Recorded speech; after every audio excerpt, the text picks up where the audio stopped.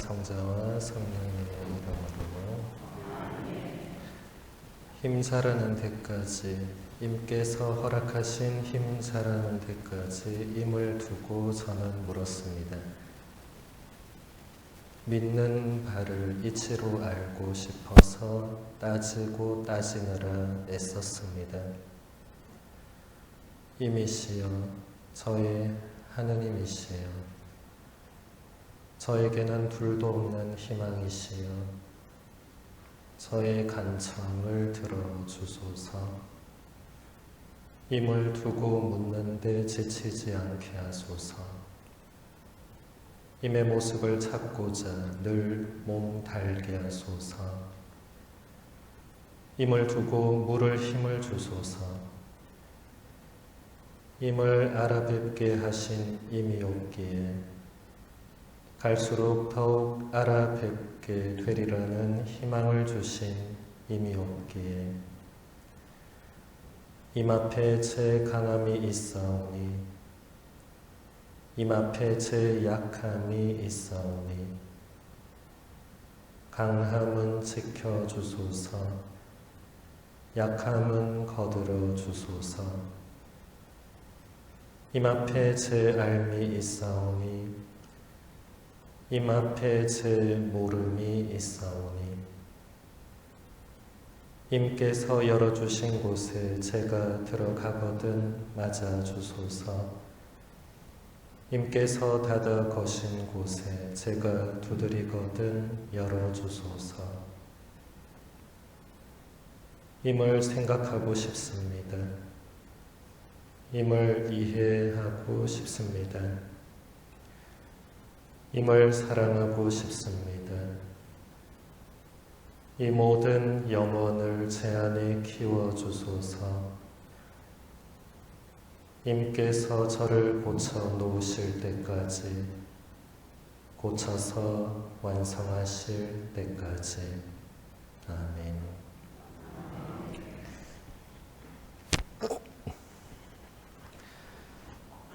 네, 3개 지구 교우님들 모두 반갑습니다. 네, 한 달 동안 잘 계셨어요? 네, 지난달보다 한 줄이 더 늘었네요.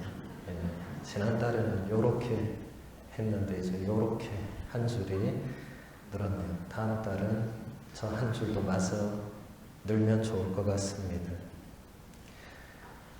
네, 오늘 사랑의 해 두 번째 특강으로 아우구스티노 성인의 요한서간 강해를 함께 볼 것입니다. 지난달에는 베네딕토 16세 교황님의 하느님은 사랑이십니다 라는 회칙을 우리가 보았습니다. 오늘은 아우구스티노 성인의 요한서간 강해.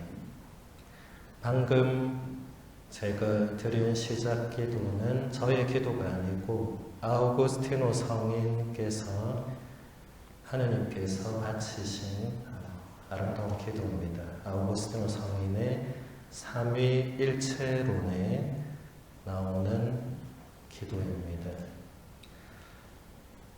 삼위일체론은 지금 우리말로도 번역이 되어서 나와 있습니다. 분도 출판사에서 교부 문헌 총서로 성령 대사님이 번역을 해놓으셨고, 이 요한서간 강해는 최익철 신부님, 예전에 그 우표로 유명하셨던 최익철 신부님이 이제 번역을 하셨습니다. 그래서 여러분 잘 안 보이시겠지만 이 약간 노란 빛의 이 책 시리즈가 교부 문헌 총서라고 이렇게 되어 있고, 이게 19권 책입니다. 아우구스티노의 요한서간 강해, 분도 출판사에서 이렇게 나왔습니다.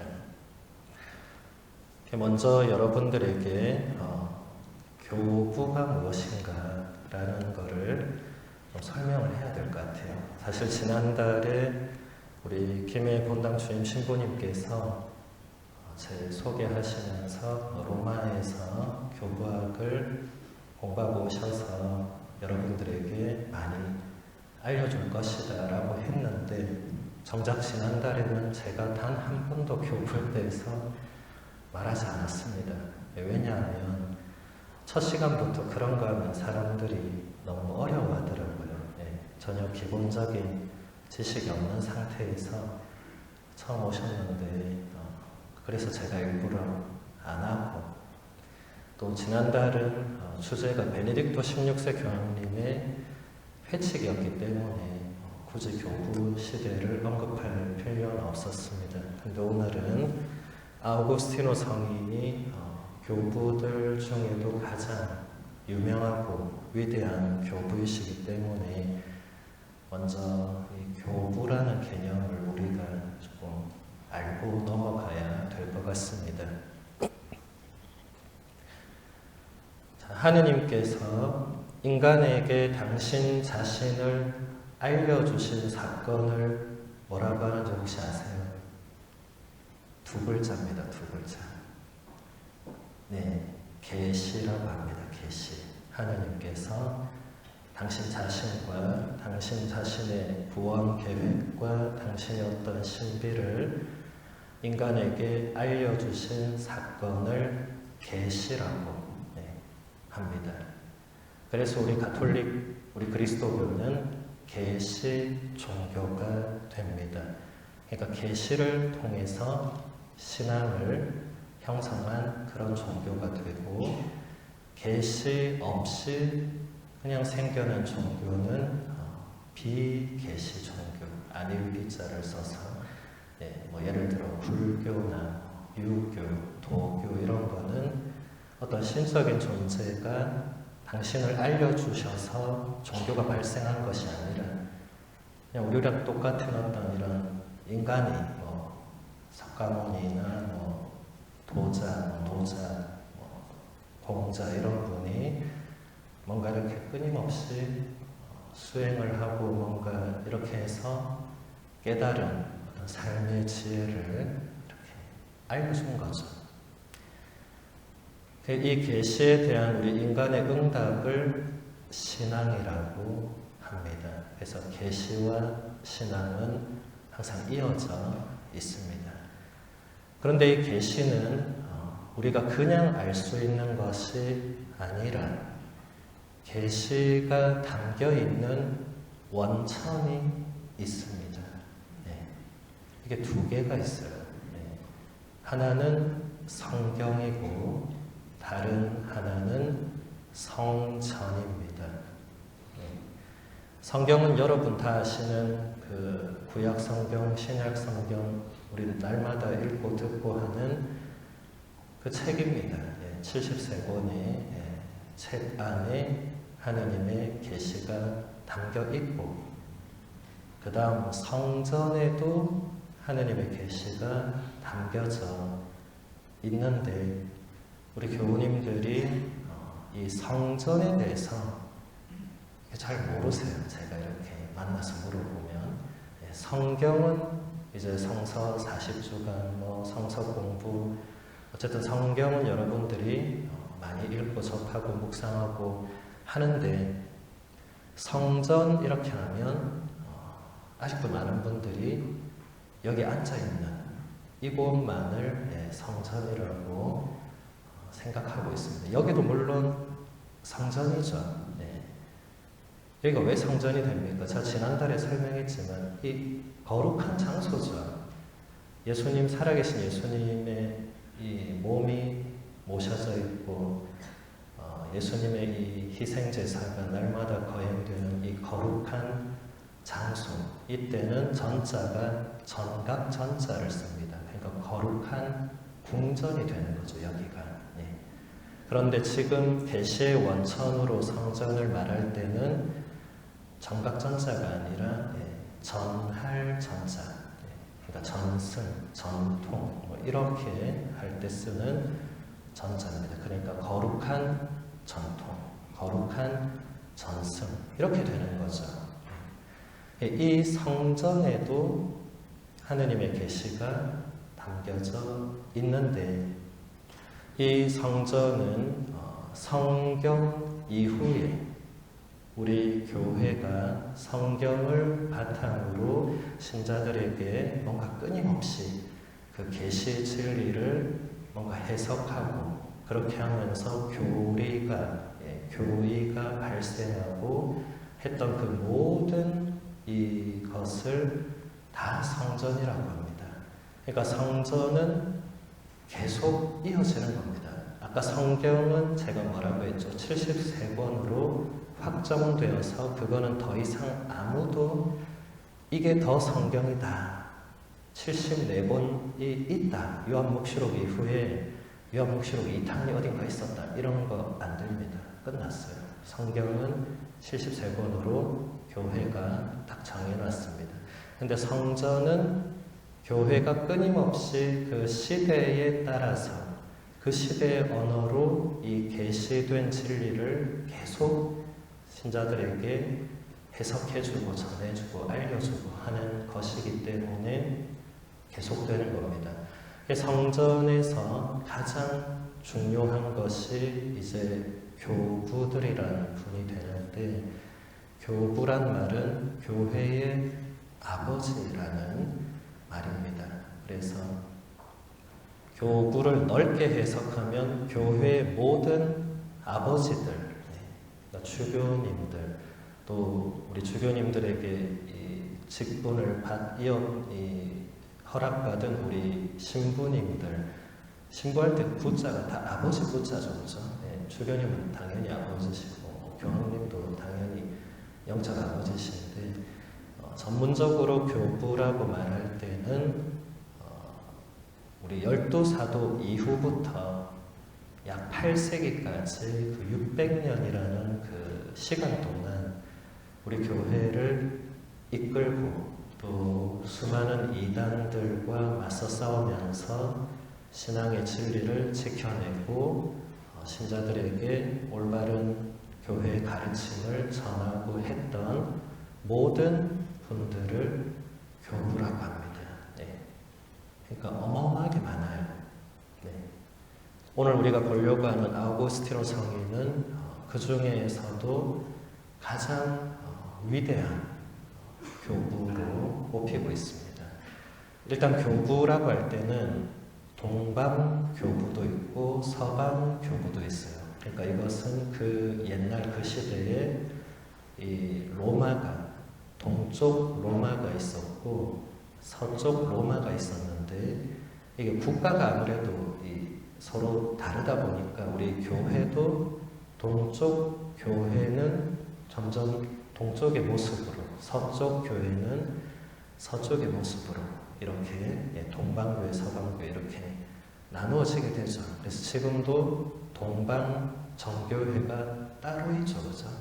우리는 그쪽에서 보면 이제 서방 교회가 되고, 또 그들이 썼던 언어로 볼 때는 동방 교회는 계속 그리스어를 썼습니다. 그래서 그리스어로 작품을 남긴 분들을 그리스 교부라고 하고, 서방 우리 서방 교회는 지금까지도 라틴어를 쓰고 있습니다. 그래서 라틴어를 썼던 분들은 라틴 교부라고 합니다. 아우구스티노 성인은 서방 교부, 라틴 교부 중에서 가장 위대한 교부 중에 한 분이고, 아우구스티노부터 해서 아우구스티노가 이제 4세기 말 인물이거든요. 이때부터 이제 서방 교부, 동방 교부는 서로 거의 교류가 안 됩니다. 그 전까지는 아우구스티노 앞에 이제 예로니모 성인이나 힐라리오 성인 이런 분은 그리스어도 잘했고 라틴어도 잘했고 동방에도 잘 갔고 서방에도 있었고 이렇게 연결이 돼 있었는데, 이제 아우구스티노 성인은 그리스어를 거의 몰랐습니다. 철저하게 라틴 문화권 안에서 교육받고 자라는 분이었는데, 그런데 또 정말 신기하게도 그 덕분에 이렇게 독창적인 사상을 이분이 끊임없이 만들어냅니다. 그러니까 앞에 예로니모 성인이나 뭐 힐라리오 성인 이런 분들은 독창적인 신학 사상은 거의 없었어요.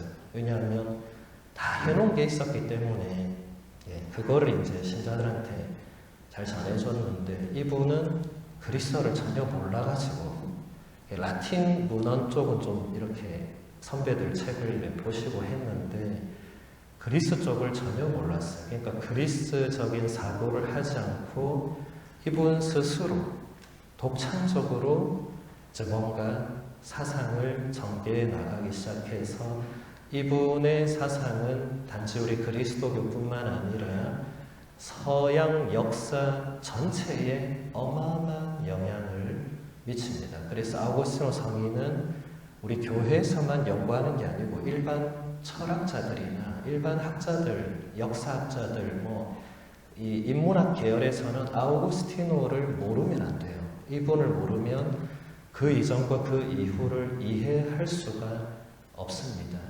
그 정도로 엄청난 분인데 이분이 지금 우리 한국에 소개되고 있는 교부들의 책은 제가 아까 말씀드린 요 시리즈 있죠. 교부 문헌 총서라는 이 시리즈가 계속 나오고 있습니다. 이 책은 이제 돌아가신 이영호 아빠스님이 이제 한국교구학연구회와 본도출판사와 함께 이렇게 협약을 해서 이 교부들의 작품 원문을 그대로 싣고 그것에 대한 어떤 해제와 연구와 번역을 다 넣어놓은 지금 가장 오래된 총서입니다. 지금 거의 지금은 이제 성념대사님께서 혼자 거의 고군분투를 하고 계세요. 그래서 끊임없이 성념대사님이 이제 아우구스티노 전공을 이제 하신 분이라서 이분이 계속 지금 아우구스티노 성인의 작품을 교부문헌 총서로 번역을 하고 있고 또 지금 내후년까지 완관이 될 교부들의 성경주해라는 정말 아름다운 책이 있습니다. 이건 우리나라만이 하는 게 아니고 전 세계의 이 교부학자들이 다 서로 모여가지고 교부들이 성경을 해설해 놓은 이 방대한 이 문헌들을 다 정리를 했어요. 창세기부터 요한묵시록까지 다 그거를 정리해가지고 전 세계 언어로 지금 다 번역을 하고 있습니다. 거의 대부분 유럽이나 이 선진국들은 번역 다 끝났고 우리는 지금 한 두세 권이 남은 상태입니다. 그거는 총 29권으로 딱 정해져 있습니다. 지금 25권 정도까지 나와 있는데 그 책도 여러분들이 보시면 도움이 될 것입니다. 그리고 또 하나의 시리즈로 우리 교우님들이 아무래도 전문적인 신학 지식이나 이 배경이 조금 약하다 보니까 제가 지금 말씀드린 이 두 책을 그냥 읽기가 대단히 어려울 수 있겠죠. 그래서 우리 교부학회에서 이렇게 또 의논을 해서 신자들이 그냥 좀 읽을 수 있는 이 쉬운 이 교부문헌도 번역을 해야 된다. 유럽에 가면 그런 책이 정말 많아요. 제가 공부했던 로마도 서점에 가면 교부들 책이 그냥 한쪽에 수백 권이 그냥 이태리어로 그냥 있었어요. 그거를 아무나 안 되고 그냥 좀 그래도 그냥 성인 이태리 남녀 그냥 가서 이렇게 그 책을 사서 읽을 수 있게 이렇게 번역을 해놨더라고요. 우리도 이제 그런 거를 해보자 해서 지금 그리스도교 신앙 원천이라는 또 시리즈를 우리 교부학회에서 50권을 준비를 지금 해서 현재 7권까지 나와 있습니다. 이것도 다 분도출판사에서 지금 나와 있습니다. 7권까지. 저도 번역 하나 해서 이제 8번째 책이 나올 건데 지금 아직 마지막 교정 중이어서 아직 안 나왔습니다. 나오는 대로 제가 한번 이렇게 보여드리도록 하겠습니다. 현재 지금 우리나라에 이렇게 소개되고 있는 교부들 작품은 이 정도입니다. 그래서 여러분들이 궁금하시거나 원하는 분들은 언제든지 인터넷으로 책을 구입하실 수 있고, 바오로달 서점이나 우리 가톨릭 서점에 가셔도 얼마든지 책을 구입하실 수 있습니다. 아우구스티노 성인은 아마 여러분들이 많이 들어보셨을 거예요. 네. 그래도 우리 가톨릭 성인들 중에는 가장 많이 알려진 분이 아닐까 생각됩니다. 그래서 간단하게 말씀드리면 아우구스티노 성인은 어렸을 때부터 굉장히 수준 높은 교육을 받으면서 자라났는데, 어머니가 이제 모니카 성녀이셨죠. 어머니는 굉장히 독실한 가톨릭 신자였습니다. 근데 어머니의 독실함에 비해서 이 아들은 전혀 독실한 신자가 아니었어요. 세례도 안 받았고 그냥 그 당시 젊은이들처럼 그냥 방탕한 생활을 즐깁니다. 네, 굉장히 여러분 루카복음서 15장에 보면 탕자의 비유 이야기 아시죠? 네, 그게 딱 아우구스티노 성인 이야기입니다. 네, 탕자처럼 그렇게 살다가 결국 가톨릭 교회로 돌아오게 됩니다. 많은 이단들, 많은 그 당시에 유행하던 그런 철학들을 접하면서, 근데 아우구스티노 성인이 그렇게 했던 것은 이 사람은 끝없이 어떤 진리에 대한 갈망이 있었어요. 그래서 참된 진리를 찾기 위해서 그 당시 가장 유행하던 마니교라는 하나의 이단 종파가 있었는데, 거기 가서 한 10년을 막 이렇게 심취해 있기도 하고 막 그랬습니다. 그런데도 결국 끝내 뭔가 풀리지 않는 물음들이 있었는데, 어머니하고 같이 이제 밀라노, 지금도 있는 저 밀라노에 이제 주교자 성당을 가게 됐는데, 그 당시에 밀라노 주교자 성당의 교장님이 암브로시오 성인이었어요. 암브로시오 성인이 그 당시에도 굉장히 유명했습니다. 이 강론 이런 게 워낙 뛰어나시니까. 근데 아우구스티노 성인이 이제 그냥 들어가서 암브로시오 성인의 강론을 듣고 있는데 너무 놀란 거예요. 자기가 알고 있던 성경이 전혀 그런 게 아니었고, 아우구스티노 성인은 성경을 잘 몰랐습니다. 구약 성경을 그냥 한번 읽고 나서는 그 책을 바로 갖다 버렸어요. 왜냐하면 여러분, 구약 성경의 내용이 대체로 어떻습니까? 하느님께서 적들을 다 죽여라. 싸움에서 이기면 나머지 다 죽여라. 애고 동물이고 가축이고 다 죽여라. 계속 이런 게 나오니까 아우구스티노이 읽다가 이런 말도 안 되는 책이 나면서 책을 던집니다. 그러니까 성경에 대해서 너무 몰랐던 거죠. 그냥 문자 그대로만 이해를 해서 이런 건 책도 아니다 하면서 아우구스티노 성인이 가톨릭 교회를 이제 멀리했죠. 말도 안 되는 종교다 하면서. 그런데 암브로시오 성인이 강론을 하는 걸 가만히 들어보니까 그게 단순히 그냥 문자적 의미로 끝나는 게 아니라는 걸 이제 알게 된 겁니다. 이게 더 깊은 의미가 있구나 하면서 그때부터 아우구스티노 성인이 암브로시오 성인을 졸졸졸 따라다녀요. 조금만 더 가르쳐달라. 뭔가 이 진리에 뭔가가 있는 것 같다고 이제 계속 하다가 결국 아우구스티노 성인이 세례를 받게 됩니다. 그러니까 암브로시오 성인이 굉장히 훌륭한 역할을 한 거죠. 또 모니카 성녀가 아들의 회심을 위해서 평생을 눈물과 기도로 바친 이야기는 여러분들도 잘 알고 계실 것입니다. 그렇게 해서 아우구스티노 성인이 이제 사제가 되고 주교님도 되고 결국 성인품까지 오르게 되는데, 이 여정을 가장 잘 담고 있는 책이 아우구스티노 성인의 고백록이라는 책입니다. 고백록은 지금 우리나라에 여러 버전으로 번역이 되어 있습니다. 예전에 최민순 신부님 번역본이 가장 많이 읽혀졌고, 또 최근에 성령 대사님도 따로 번역을 하셨고, 뭐 지금 일반 출판사나 개신교도 번역을 많이 했는데 여러분 뭐 그것까지 볼 필요 없고 최민순 신부님 번역본이나 성념대사님 번역하신 거를 보시면 아우구스티노 성인이 어떻게 해서 이렇게 가톨릭으로 오게 되고 어떻게 해서 이렇게 하느님을 알고 사랑하고 하는 그 여정을 여러분들이 볼 수 있습니다.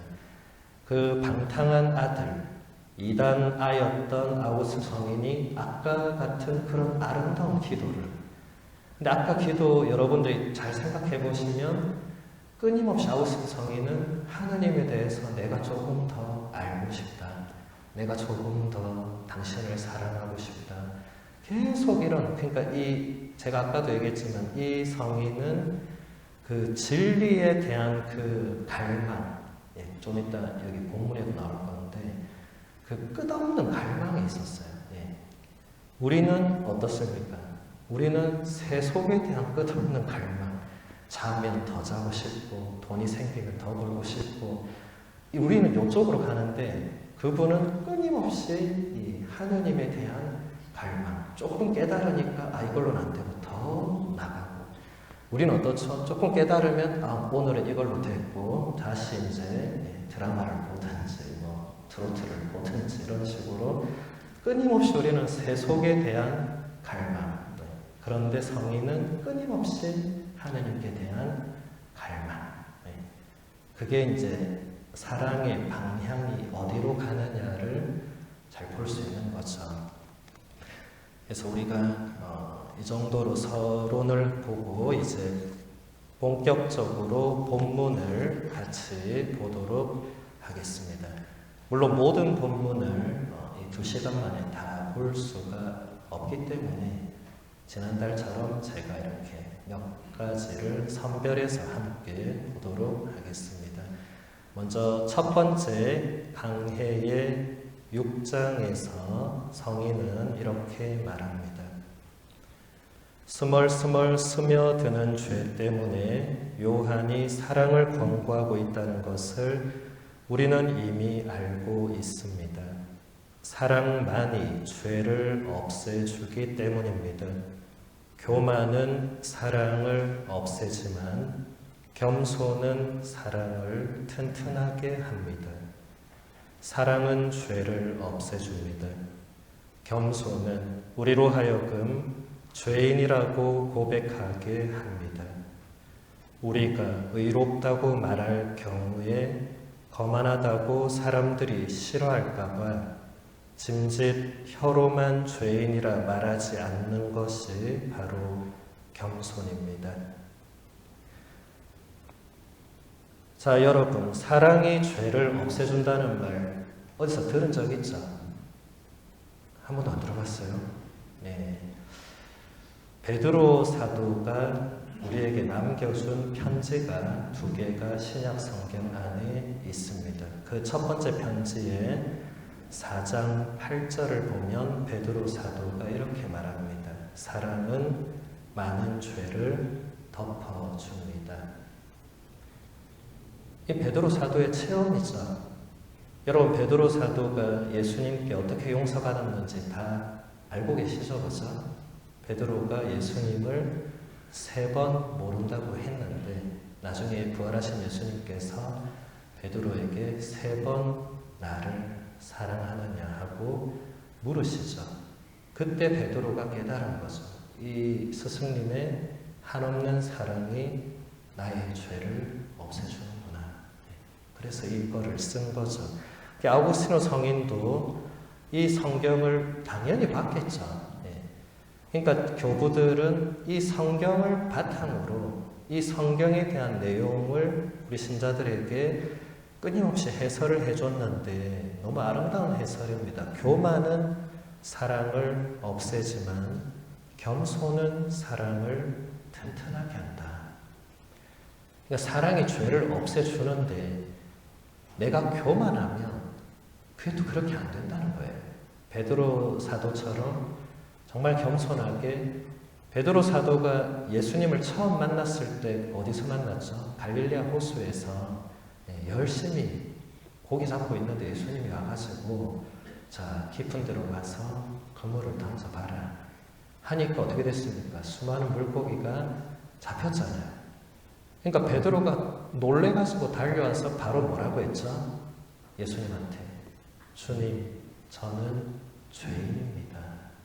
저에게서 떠나 주십시오. 이렇게 말했죠. 근데 예수님 뭐라고 말했어요? 그래, 너는 죄가 많으니까 가라. 이렇게 했습니까? 뭐라고 했죠? 이제 두려워하지 마라. 이렇게 했죠. 그러면서 이제부터 너는 사람을 낚을 것이다. 라고 했죠.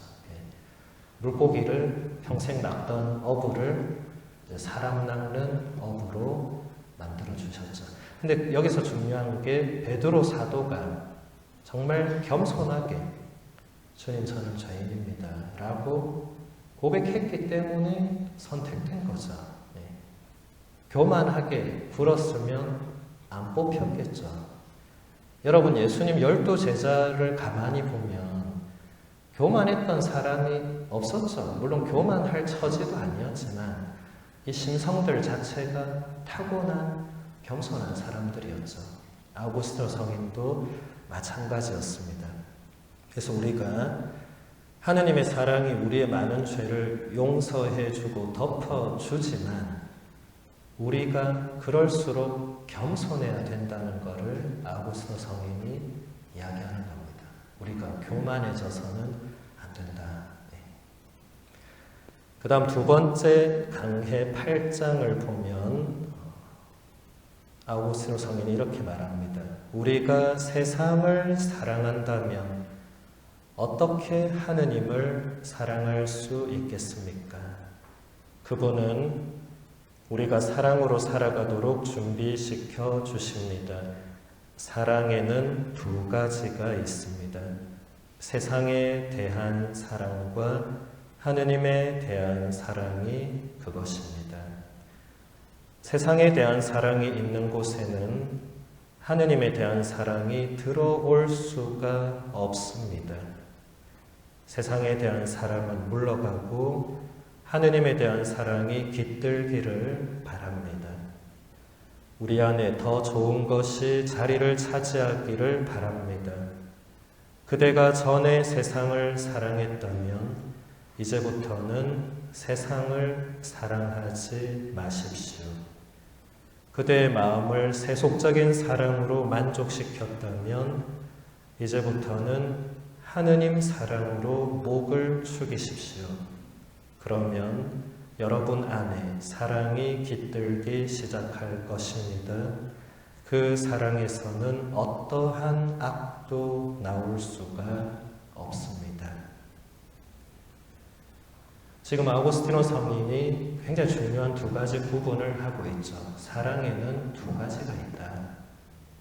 하느님을 향한 사랑이 있는데 또 반대로 세상을 향한 사랑도 있다. 하느님을 전혀 모르고 그냥 사는 사람들은 당연히 세상을 향한, 세속을 향한 사랑으로 살아갈 것인데 하느님을 알고 하느님을 믿고 따르는 사람들은 그쪽으로 가면 안 된다는 얘기죠.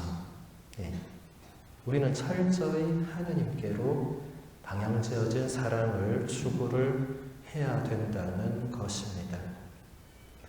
아우구스티노 성인의 작품 중에 신공론이라는 책이 있어요. 이것도 지금 우리말로 번역이 되어 있는데 이 신공론의 중심 주제가 바로 하느님에 대한 사랑과 세상에 대한 사랑, 혹은 또 세상에 대한 사랑을 다른 말로 하면 자기 자신에 대한 사랑, 이 두 개를 대비시킨 아름다운 작품입니다. 신공론의 한 부분을 제가 읽어드리면 아우구스티노 성인이 이렇게 말을 합니다. 두 사랑이 두 도성을 이루었습니다.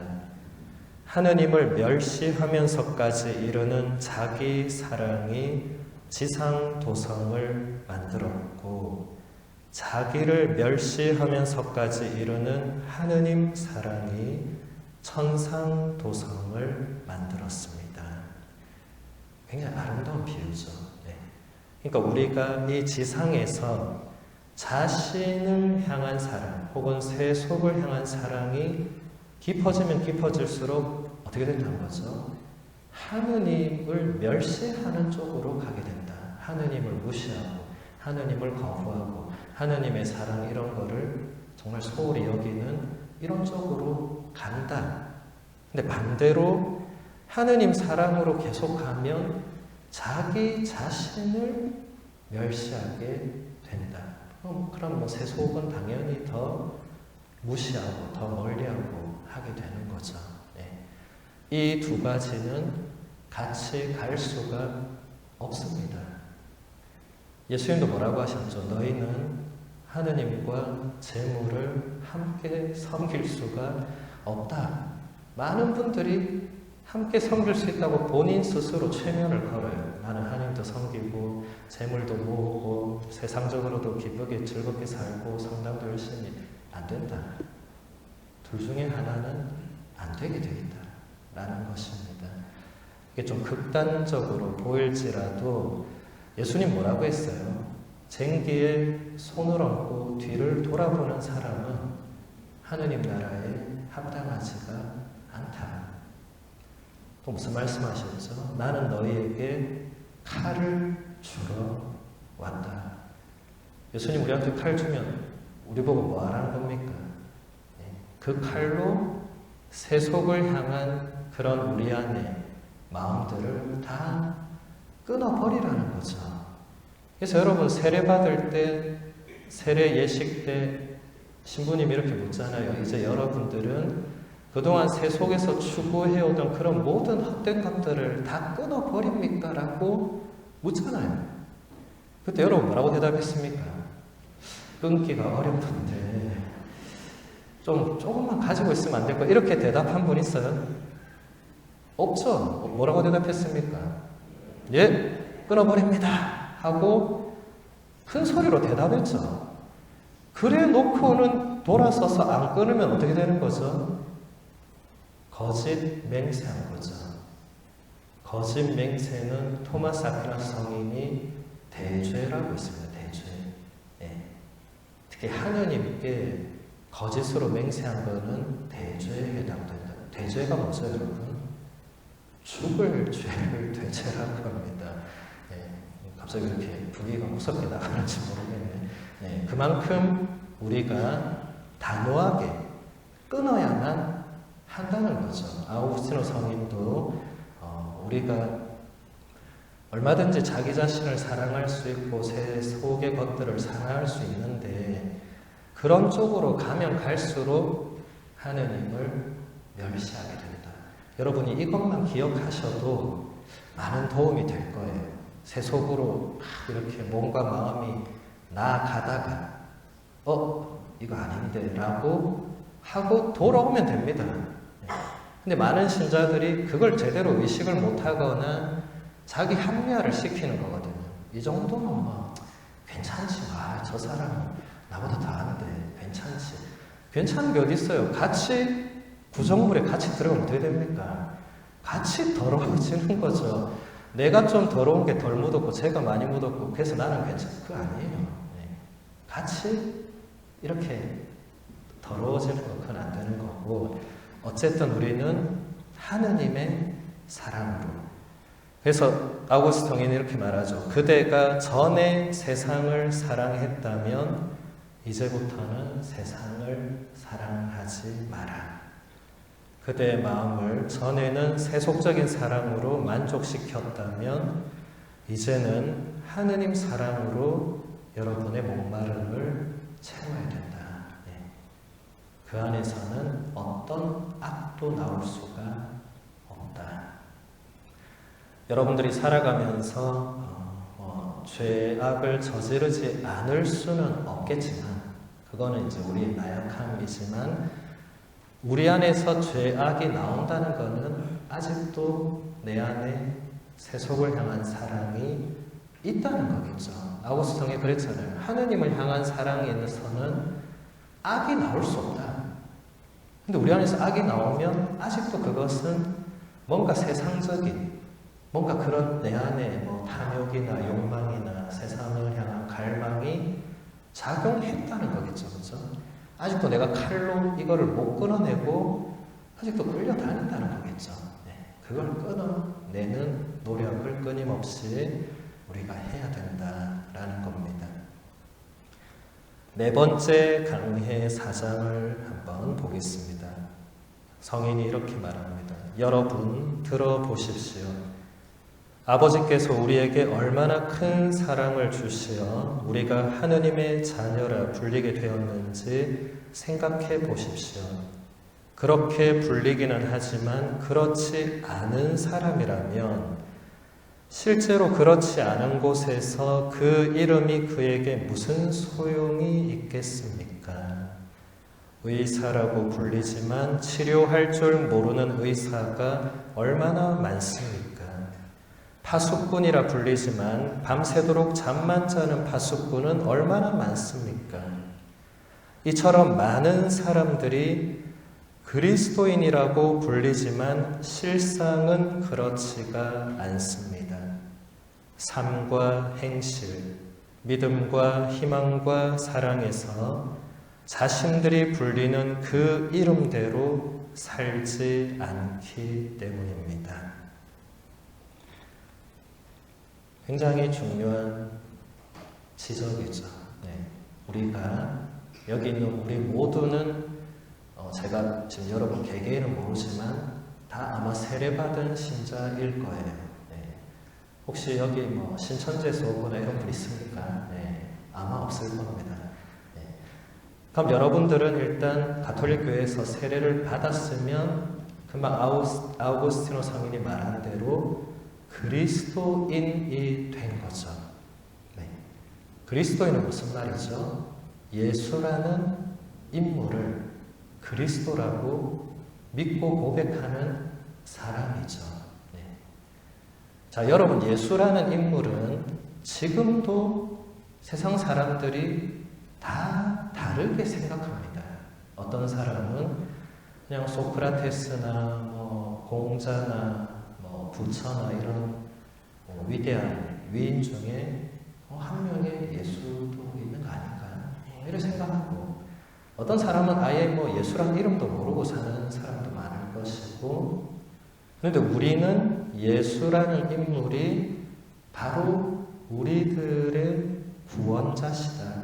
하느님께서 여기 아까 나온 대로 하느님께서 우리에게 보내주신 외아드님이고 메시아시고 우리를 위해서 목숨까지 바치신 굉장히 특별한 존재인데, 예수님께서 그런 말씀을 하셨죠. 너희가 진짜 내 제자가 되려면, 다른 말로 해서 진짜 그리스도인이 되려면 뭘 하라고 했습니까? 자기를 버려야 된다. 그 다음 또 뭐 하라고 했죠? 자기 십자가를 짊어지고 나를 따라야 된다. 근데 예수님이 가신 길이 무슨 길이었어요? 그분이 꽃길을 막 걸었습니까? 가마 타고 꽃길을 걸었어요? 그분도 십자가의 길을 갔죠. 그러니까 우리 보고도 십자가의 길을 걸어오면 된다 라고 하셨죠. 말로는 다 됩니다. 그런데 이걸 정말 막상 삶 속에서 이제 내가 자기를 버려야 되겠다. 이게 쉽습니까? 어렵습니까? 어렵죠.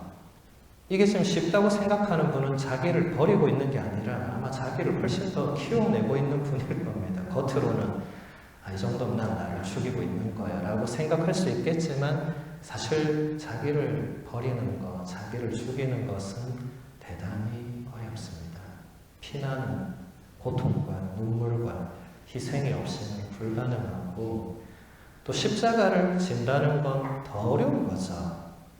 왜냐하면 우리 인간은 기본적으로 어떻습니까? 일단 고통은 피해야 됩니다. 그렇죠. 여러분 중에 어느 누가 신부님 저는 모든 고통을 사랑합니다. 저에게 다 주세요. 이런 분 있습니까? 없죠. 병원도 여러분 가기 싫잖아요. 또 가면 또 의사가 나한테 와가지고 또 이거 어디 안 좋고 스트레스 안 가는 게 낫지. 예, 이렇게 생각하잖아요. 그렇죠? 예, 고통은 피해야 되는데 예수님께서는 그걸 또 짊어지라고 하니까 이게 보통 일이 아니죠. 그러니까 이렇게 막상 그리스도인으로 살려면 이 쉬운 게 아니에요. 근데 우리 많은 신자들이 보면 신앙생활을 그냥 쉽게 하는 거예요. 가만히 보니까 지금 아우구스티노 성인이 가만히 보니까 사람들이 진짜 그리스도인으로 살려고 하지 않고 그냥 산다는 거예요. 그래서 여기서 보면 의사라고 불리는데 치료할 줄 모르는 의사가 얼마나 많으냐. 또 파수꾼이라 불리지만 밤새 잠만 자는 파수꾼도 얼마나 많냐. 이처럼 우리 신자들 중에도 겉은 신자인데 세례 받았는데 신앙생활을 하는데 실상은 신앙인으로 살고 있지 않는 사람이 너무나도 많다. 그러면서 삶과 행실과 믿음과 희망과 사랑을 기준으로 제시했습니다. 5가지.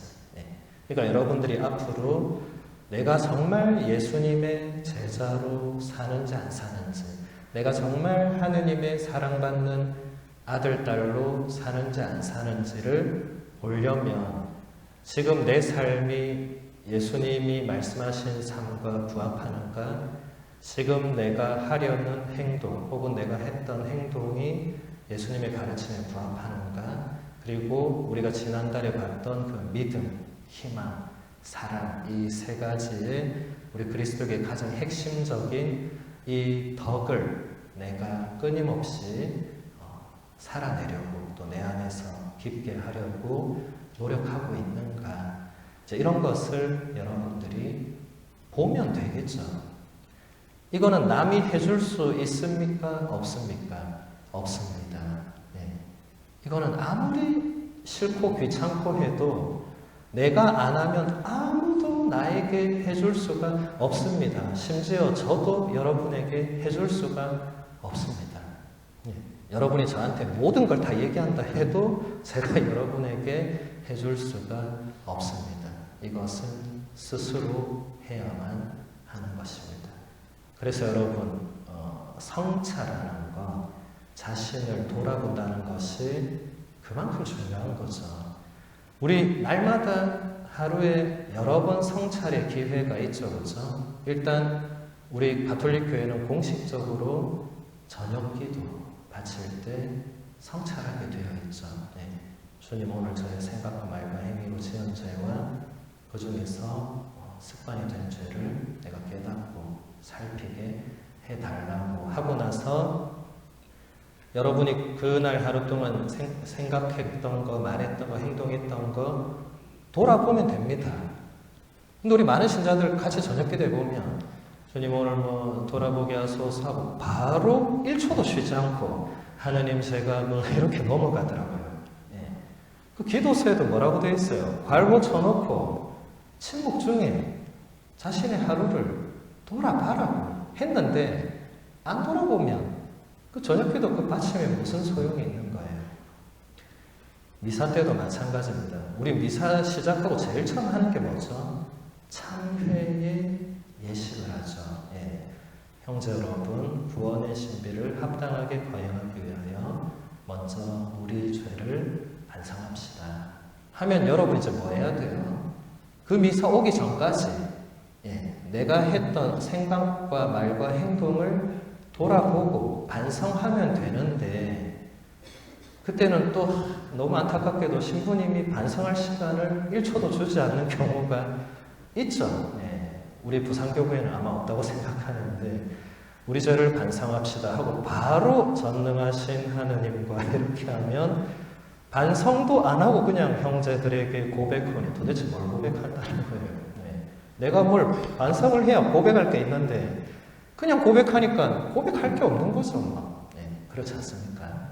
그래서 여러분이 우리 자신을 돌아보는 것.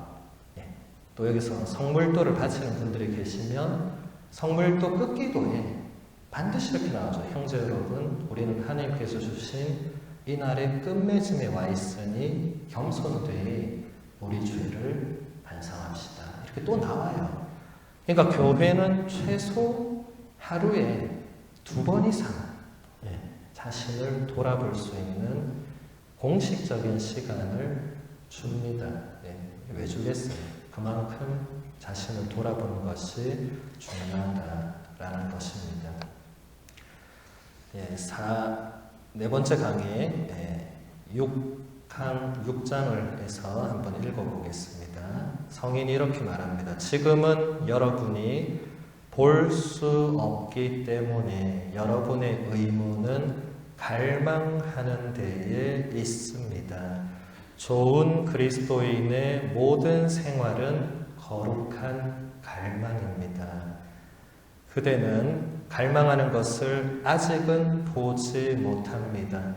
그러나 갈망하면서 보는 능력을 펼치게 되고 보아야 할 것이 올 때 비로소 그대는 충만해질 것입니다. 하느님께서는 기다리게 하시면서 갈망을 키워주시고 갈망으로써 영혼을 넓히시면서 당신을 받아들일 수 있는 능력을 갖추어 주십니다. 그러니 형제 여러분 갈망합시다.